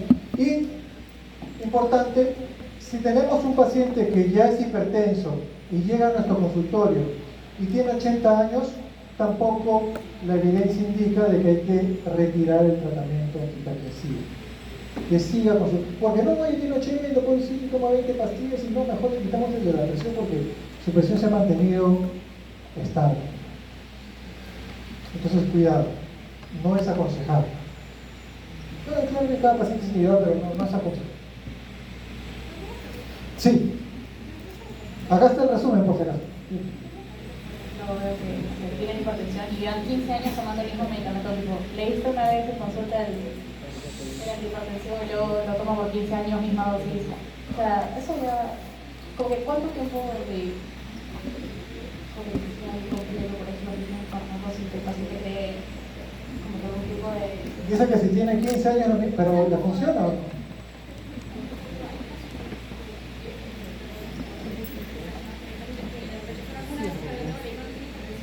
Ya dice que, claro. No, pues claro, o sea, está diciendo de que hay pacientes que van una vez al cardiólogo, le dieron un tratamiento antihipertensivo, lo tienen durante 15 años. No, pues, ¿cuándo lo tienes que chequear al paciente? ¡Fuerte! Al mes. Sí, o sea, hay un concepto que se llama inercia terapéutica también. O sea, no solamente es el paciente que va una sola vez y se desentiende, porque está en riesgo. Necesita un control. Pero también hay la inercia terapéutica, que significa que el médico lo ve, le da la misma droga y le hace mayores preguntas, si sobre efectos, si sobre su control, si nada. Entonces, no hay que tratar, hay que tratar de no hacer inercia terapéutica. Bueno, acá está el resumen de lo que les estaba comentando respecto a las edades, para que lo puedan revisar. Y acá me dice mi compadre, oye, pero ¿yo dónde quedo? ¿No? Está hablando de los viejos, de los jóvenes, de los gordos, flacos. Y yo, entonces, los pacientes de raza seria, de raza morena, ¿necesitan alguna consideración especial cuando son hipertensos? Sí, porque fisiopatológicamente, fisiopatológicamente y más clínicamente, los tratamientos con antihipertensivos han demostrado a lo largo del tiempo de que los pacientes de raza negra responden menos efectivamente a las drogas bloqueadoras del sistema renina-angiotensina-aldosterona. Entonces, un paciente de raza negra debería tener, no es que no tengan, ¿ah? Deberían tener su tratamiento, pueden tener su tratamiento con un inhibidor del eje renina-angiotensina-aldosterona, o sea, un YECA o un ARA, pero deberían de tener en combinación con un calcio antagonista o con un diurético. ¿De acuerdo? Bueno, los pacientes de raza negra van mejor con este tipo de antihipertensivos. La pregunta además sería, ¿solo o combinado? ¿Damos un fármaco o damos más de un fármaco? Al que tiene hipertensión de grado 2, de grado 3, de grado 1, ¿le damos un fármaco o le damos dos fármacos? ¿Qué dice el público? No dice. ¿No qué? Ok. Sí, la guía dice que dale combinado. Arroz con leche y mazamorra. ¿De acuerdo? Dice la combinación es mejor. Reduce las dosificaciones respecto a cada fármaco de manera independiente y controla mejor la presión arterial. Doctor, pero ¿podría utilizar uno? Sí, también podrías utilizar un antihipertensivo. ¿En quién podrías utilizar un solo antihipertensivo? ¿En quién estaría más recomendado utilizar un solo antihipertensivo y no combinarlo con otro? ¿Cómo? En el grado más leve, o sea, en hipertensión de grado 1 y sin otra comorbilidad, sin otro factor de riesgo. En esos pacientes podrías empezar a dar con una sola. ¿Me ves? ¿Sí? ¿Ves mi dedo? ¿Sí? Ok, con uno solo. También cuando el paciente es muy mayor y es frágil, podrías también empezar con una sola droga. ¿Qué les parece? En el resto, combinado. ¿No? ¿Has comido combinado? Sí. Ok. Muy bien. ¿Quiénes se pueden combinar? Todos con todos. Bueno, casi. Los únicos que no se pueden combinar son los que van al eje renina-angiotensina, ARA, YECAS. No. ¿Pero por qué no, doctor? ¿Por qué no? Hacen lo mismo y no hacen similar, ¿no? Casi lo mismo. Pero no porque los ensayos clínicos mandan, o sea, se han querido combinar y se ha visto más bien que ha incrementado el número de infartos y accidentes cerebrales y las muertes, entonces, no. O sea, fue buena intención, pero no. ¿Ya? El resto sí se puede combinar. Pero ya les he dicho que había un volante, ¿no? Uno que podrías dar, ¿no? Que podías dar en algunas circunstancias en particular, que eran los beta-bloqueadores. Pero sí se pueden combinar también. Ahí están cómo se van constituyendo los tratamientos farmacológicos, en función si combinas 2, si combinas 3, ¿sí? Llegas a hogar con los demás, abrazado, combinado, diurético. Y cuando llegamos ya al tratamiento combinado triple, un ARA o un YECA, más un calcio antagonista, más un diurético, más espironolactona, agonista de la aldosterona. Ok. Bueno, acá les he puesto una serie de consideraciones básicas respecto de los efectos, de las contraindicaciones, de las precauciones al momento que damos fármacos antihipertensivos. ¿De acuerdo? Por favor, revisen los que están de cada uno, los que están en el eje renina-angiotensina-aldosterona. Mira, de arranque nomás, renina-angiotensina-aldosterona y embarazo no van. Son teraptógenas, ¿no? Embarazo no va. Hiperpotasemia, producen hiperpotasemia, por si acaso. Acá está hiperpotasemia también en los bloqueantes mineralocorticoides, aldosterona. Pero bueno, ahí con calma lo van a ver. En diuréticos, por ejemplo, ¿qué diuréticos se utilizan para, qué diurético o qué clase de diurético se utiliza para el tratamiento de la hipertensión arterial, el tratamiento y manejo crónico de la hipertensión arterial? ¿Ya tuvieron la clase de diuréticos todavía? No. De fármaco, no se van a acordar. Sí se acuerdan. Muy bien. Claro, sí, sí les dije también. La furosemida, dice. Qué fácil, pues. Los diuréticos tiacídicos o similares, ¿no? A los tiacídicos. O sea, que actúan igual que los tiacídicos. Mientras que se puede dar un diurético de asa, no es para el tratamiento crónico de la hipertensión arterial. Se puede dar en un caso excepcional, cuando quiera manejar un cuadro agudo, podría ser de una crisis hipertensiva, aunque no se utiliza mucho, más que nada si quiere regular líquido. Ok, beta bloqueantes, ¿se acuerdan? Beta bloqueantes y pueden desencadenar asma. Importante, impotencia sexual.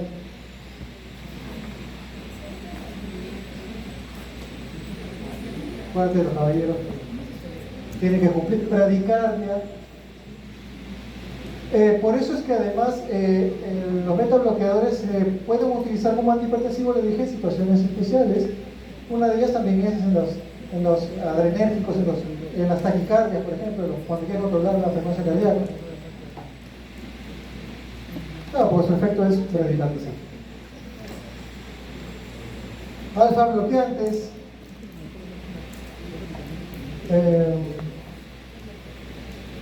De acción central, bueno, alfa bloqueantes casi no se utilizan para el tratamiento de hipertensión arterial, aunque se puede añadir, pero no se utilizan prácticamente. Los de acción central sí, hay uno en particular que se utiliza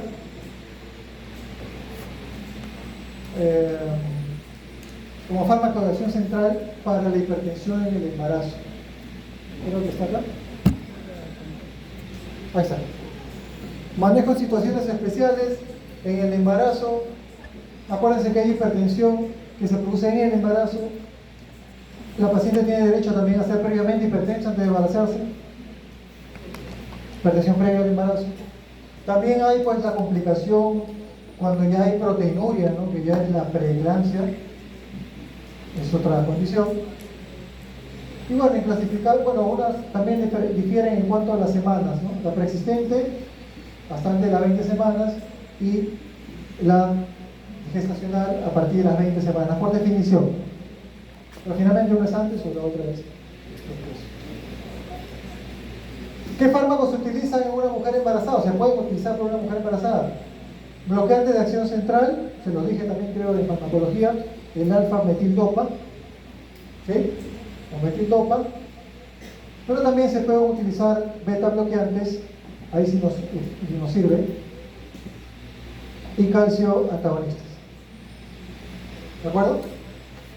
Alfa-metildopa primero, y bueno, calcio antagonistas y beta bloqueantes. La betalol, por ejemplo, se utiliza como beta bloqueante, se puede utilizar. Muy bien.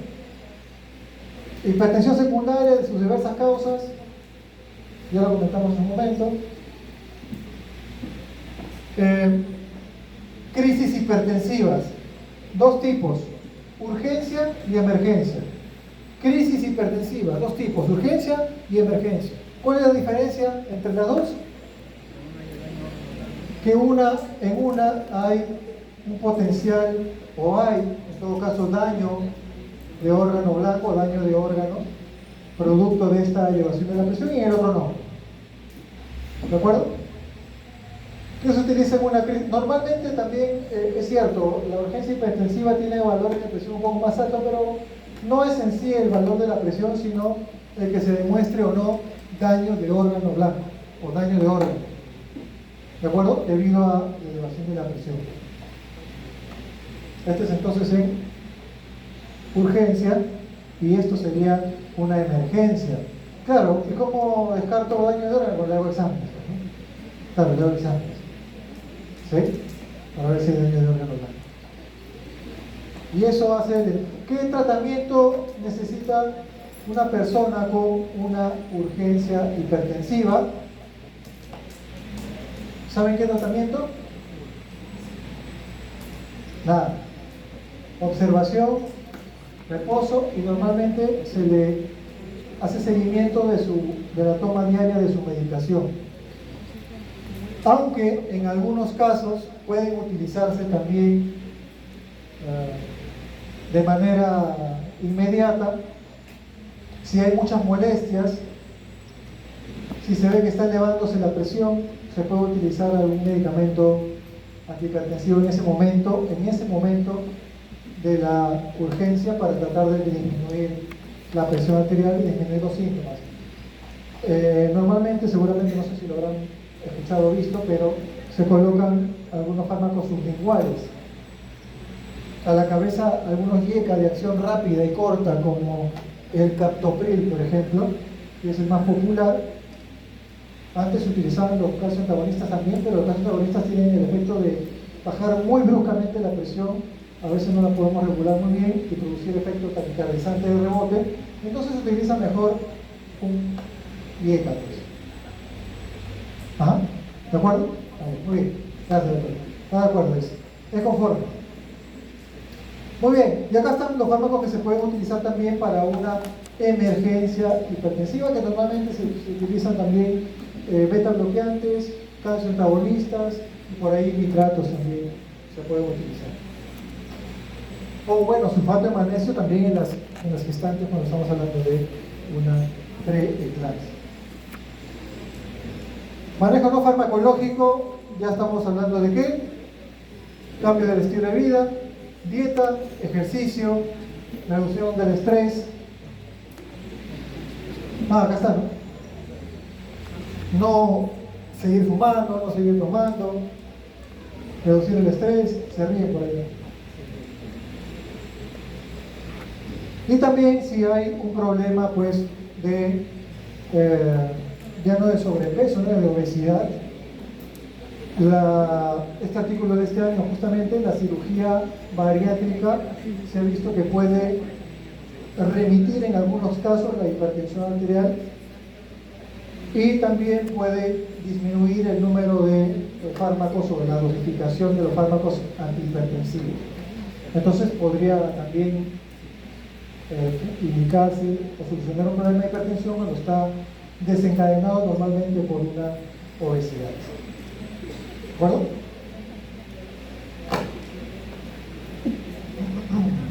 Recomendaciones de dieta. ¿Tienen idea de lo que significa la dieta para el paciente hipertenso? Sobre todo bajo en sal, ¿no? O sea, siempre le dicen poco condimentado, o sea, no mucha sal, preferiblemente. Ahí dice menos de 5 gramos, ¿no? Pero no le vas a decir al paciente menos de 5 gramos, no te va a entender el impacto. Bajo en sal, pues, ¿no? Ahí la mamá, la abuelita, la tía sabe. Al final no le ponen nada de sal. Solamente ahí hay que tener cuidado, chicos, si el paciente, adicionalmente a que le están restringiendo la sal en el alimento, le está dando un diurético. Cuidado, no sé si le ponen su cara de cuidado, ¿no?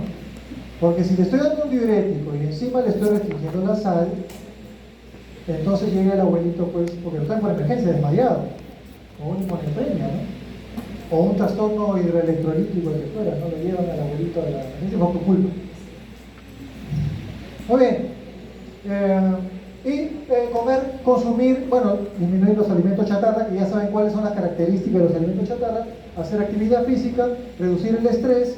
El ejercicio que se recomienda es un ejercicio de tipo aerobio o aeróbico, 30 minutos diarios por al menos unos 5 días. ¿Sí? ¿Es conforme? ¿Sí? No, muy bien, conforme el ejercicio, muy bien. Entonces, eso es lo recomendable. Chicos, fibra, igual que en los pacientes con diabetes, acuérdense, fibra. La fibra es el secreto. La fibra es el secreto porque va a evitar que se absorban todos los nutrientes de la misma forma o diferente a como lo harían, sino... Muy bien, y terminamos con unos casitos clínicos para ponerle la cereza al pastel de la noche.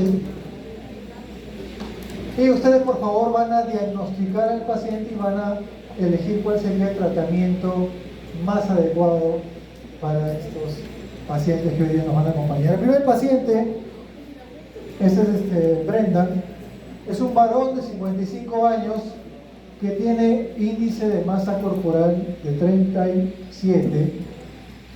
Tiene dislipidemia, lo leo porque atrás no se ve, ¿no? ¿No lo ven? Se los leo. Escuchen porque voy a preguntar atrás.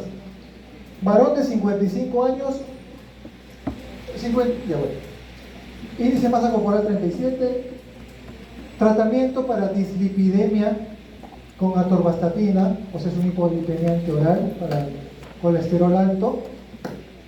Tiene asma, no tiene alergia a ningún medicamento, sin antecedentes familiares relevantes, no fuma, no toma, sí tiene un trabajo estresante, es profesor de la universidad. Síntomas: dolores articulares y cansancio. Síntomas: dolores articulares y cansancio. Dice, le tomo la presión, toma 1, 153,90. ¿Exacta o no? Digo, bueno, sí. Presión, número 2, digamos que es en otro momento, obviamente, ¿no? Digamos que es otra toma, en otro momento de la presión. 155,89. ¿De acuerdo? Presión 1, 153,90. Presión 2, 155,89. Glucosa, 110 miligramos por decilitro. ¿Saben cuál es el valor de glucosa normal? Bueno, sí, ¿no? Miéntanme, aunque sea. Díganme que sí. Y el resto de examen es normal. Muy bien. Pregunta número 1. A ver, levanta la mano por favor por un punto en el examen. Ya te vi, estabas levantando la mano. Voy para allá. Pregunta número 1. ¿Este paciente tiene o no tiene hipertensión arterial? ¿Lo diagnosticamos o no lo diagnosticamos como hipertenso? ¿Lo condenas o no lo condenas? Sí, dice su compañera. Vamos a ver quién está. ¿Por qué? O sea, la primera presión estaba elevada. ¿Y la segunda? También dice. ¿No es cierto? Dice, ¿por qué es hipertenso? Porque la primera presión está elevada. ¿Y la segunda? También dice. Muy bien. Le damos tratamiento. Bueno, entonces, ¿están de acuerdo, chicos? ¿Alguien tiene alguna opinión distinta? ¿Alguien dice no? ¿Está loca? Acá, levantando la mano. ¿Alguien dice no me cae? ¿No la apoyo? ¿Quién más? ¿No? ¿Están de acuerdo con que es hipertenso? ¿Sí? ¿Estás en desacuerdo? Allá. Ok, sí, pues, ¿no? Tenemos 2 tomas de presión, diferentes momentos, por encima del valor normal, hipertenso.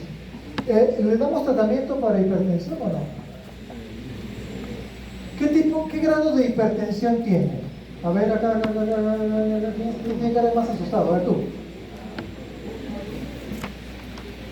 ¿Qué grado de hipertensión? 1, 2, 3, ¿quién da más? 2. Oye, Anilú, por favor. Me voy a renuncio. Hipertensión de grado 2 es a partir de 160. Por lo tanto, tiene hipertensión de grado 1. ¿Qué tratamiento le damos? Solo uno, combinado. Miren, acá ¿qué hay? Estilo de vida. ¿Estilo de vida o no? ¿O ya no hay nada que hacer? Sí, no, ahí está, estilo de vida. Es correcto. Y le damos tratamiento, ¿a todos le damos estilo de vida o no? Una chance. ¿Y tratamiento antihipertensivo o no? ¿Sí? Sí. ¿Solo o combinado? Combinado, dice por acá. Aquí dice arroz con leche. Combinado. ¿Ya ven? ¿Ustedes han escuchado ese dicho que dice: un médico cura, 2 médicos dudan, 3 médicos, muerte segura?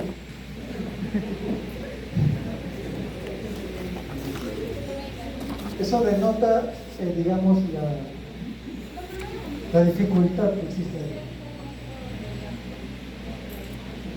Muy bien, su compañera dice: doctor, pero este paciente es tipo 1, entonces le puedo dar un solo fármaco. ¿Qué dice el público? Tiene factores de riesgo. Dije que para que le demos uno tenía que no tener más que presión alta, pero este paciente parece que tiene síndrome metabólico, ¿no? Porque tiene elevado pues ahí las grasas, la cintura abdominal, la presión, la glucosa, que todavía no saben por qué para la próxima clase, ¿no? Pero ya deberían saberlo. ¿Qué le damos? Yeca, ARA, ahí está, dice Yeca no, ARA sí, diurético, beta bloqueador, ¿faltan qué? ¿Faltan fármacos? Dice. Chicos, ¿le podemos dar Yeca o ARA?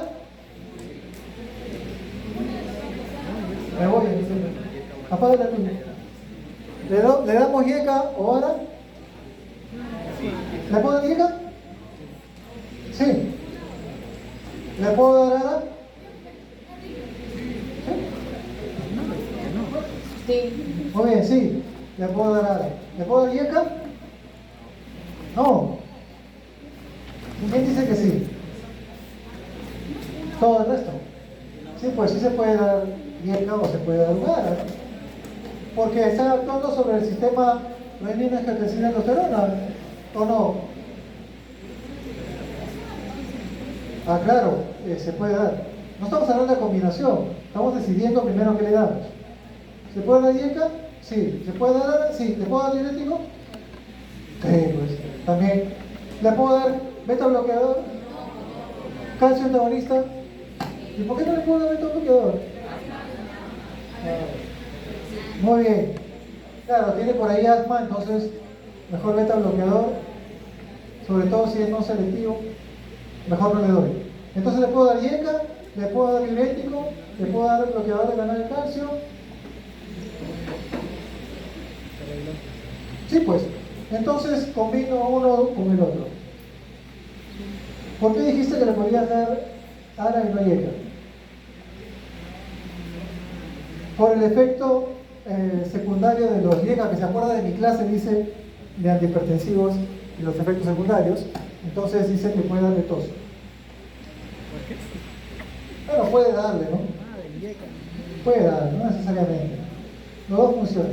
Si le da tos, le cambio. Pero es más barato sí mismo. Bueno, van a tener, chicos, ahí les he puesto como ejemplos algunos fármacos, un poco diciéndoles de que el paciente no va a tener toda la gama de antihipertensivos disponibles, o de repente el hospital o la posta donde se van a encontrar ustedes no van a tener toda la lista de antihipertensivos disponibles y ustedes van a tener que elegir. Por ejemplo, si acá yo tengo ARA, si tengo losartán y tengo irbesartán, ¿qué elijo? ¿Losartán o irbesartán? Podría elegir irbesartán porque tiene un efecto, un tiempo de vida demostrado mayor que losartán, entonces me garantiza que durante 24 horas puedo tener. Pero bueno, esas son sutilezas, exquisiteces que ustedes van a tener que ir leyendo y aprendiendo. ¿Qué le doy? ¿Furosemida o hidroclorotiazida? Y lo dije, ¿eh? Hidroclorotiazida o clortalidona, no si viera, pero bueno. Claro, hidroclorotiazida, no furosemida.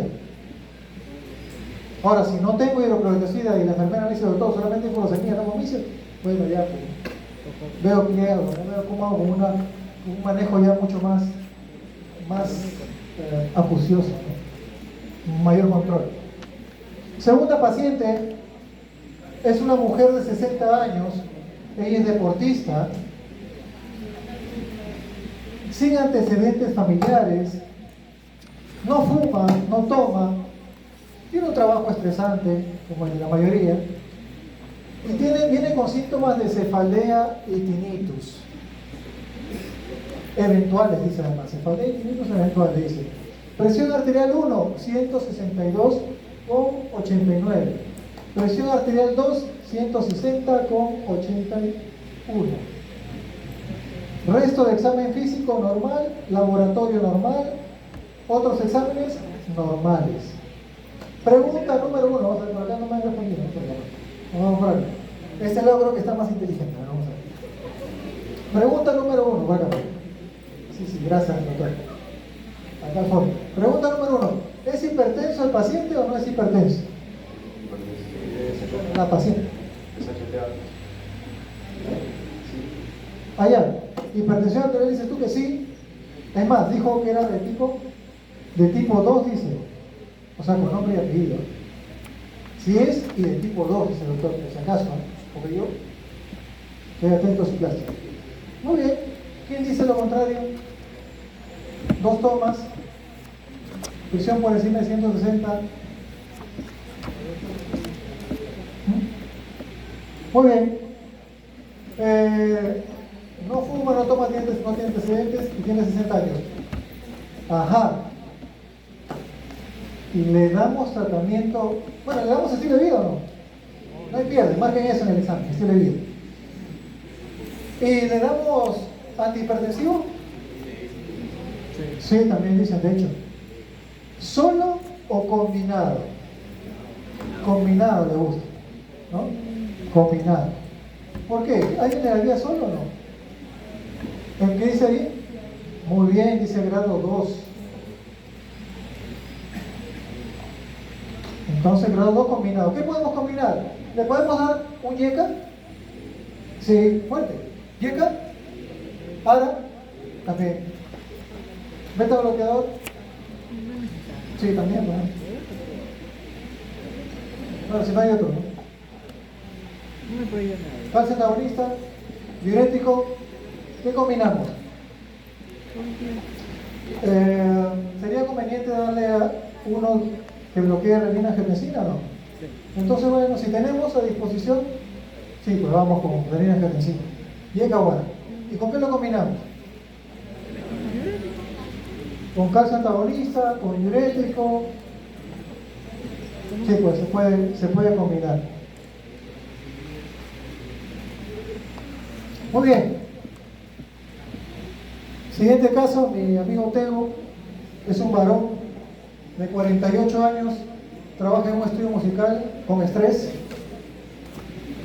Ajá, este es hipertensión grado 1 en tratamiento. Hipertenso en grado 1 en tratamiento con irbesartán y además tiene diabetes mellitus en tratamiento con metformina. Cuidado. Padre hipertenso, madre diabética, no fuma, no toma, asintomático, examen físico, presión arterial, toma 1, 139,81, toma 2, 138,89, resto de examen físico normal, laboratorio normal, otros exámenes normales. ¿Qué les parece este paciente? ¿Hacemos algo con este paciente o nada? A ver. En primer lugar, es un hipertenso. Vamos a ver, la pregunta primero va por acá. Acá la parejita. ¿Es un hipertenso controlado o no controlado? Controlado. ¿Con qué? Controlado. ¿Qué dice? ¿Alguien dice lo contrario? Doctora, 5 puntos más en el examen. ¿Alguien dice lo contrario? ¿Qué dice el público? A ver, adelante. ¿Qué dice? Parece haber escuchado de cuando dijo que el paciente tenía una comorbilidad, procuraba que esté debajo de 130. Ajá. Su compañero dijo, no lo dijo bien. Pero bueno, su compañera dijo, ya, medio punto para esa.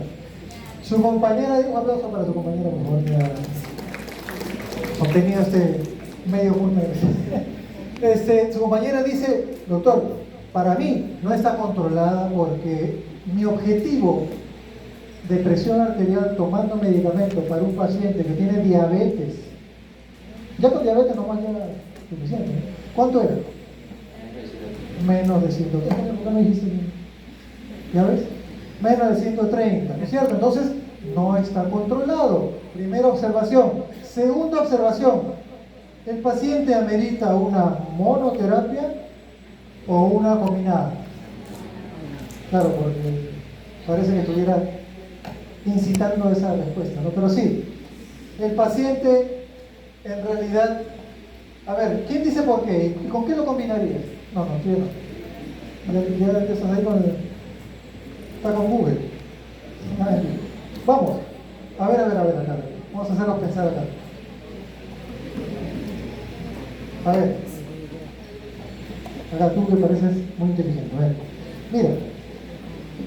El paciente no está controlado aparentemente, está tomando una monoterapia. ¿Cierto?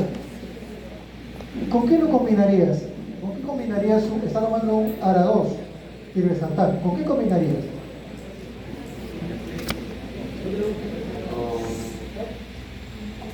Bloqueador de calcio. Con un bloqueador de... ¿Por qué? Porque Con un la raza negra era que el bloqueador de calcio era más efectivo. Muy bien, su compañero dice que claro, podría combinarlo con un bloqueador de calcio o con un... Ahora sí me siento un poco más tranquilo, gracias. Ya no, podemos quedar un casito más. Muy bien, el último. O el último, no sé quién es. Ahí está. Mujer de 39 años. Se acaba, bueno, no se casó. Dice, es una novia que la acaban de dejar plantada en el altar. Uy, eso duele, ¿no? Eso duele. Dice, no tiene antecedentes familiares de importancia. Dice, no fuma, no toma. Viene con síntomas de cefalea, dolor de pecho, mareo y disnea. Disnea leve. Presión arterial 159,90. 159. Fondo de ojo normal, electrocardiograma normal, función renal normal, su unidad beta, por si acaso sistema basal no, negativo. Resto de exámenes normal. Vamos a empezar haciendo la primera pregunta. ¿Por acá? Me están pidiendo, a ver, ¿la paciente es hipertensa o no es hipertensa? A ver, primera pregunta. ¿Qué dice acá? ¿Qué dice acá? Es hipertensa, dice su compañero. Creo que había una época en la que respetaba. Bueno, su compañera dice que sí es hipertensa. ¿Por qué dice que es hipertensa? Dice porque tiene una presión arterial por encima de una toma de la presión arterial por encima normal. ¿Cuántas veces debemos de tener la toma de la presión para decir que es hipertensa? 2, excepto si la presión está por encima de 180. Entonces, ¿podemos decir que esta paciente es hipertensa con una sola toma? No. ¿Por qué otra cosa podemos decir que esta paciente no es hipertensa? Imagínate que tenemos espacio por 5 minutos, 2 tomas igualitas. O sospechamos, ¿no? Puede ser hipertensa. ¿Qué dice? Mira, acá su compañera dice, no, que a mí me ha pasado. Entonces, yo la entiendo. Es un evento traumático. ¿Y qué habíamos hablado empezando la clase? ¿Cuándo sube la presión de manera fisiológica? Cuando hay un estrés fuerte, ¿no? ¿Sí o no? Tratamiento, diazepam, y una buena compensación. Otro novio. No me decepcionen en el examen, chicos. Muchas gracias.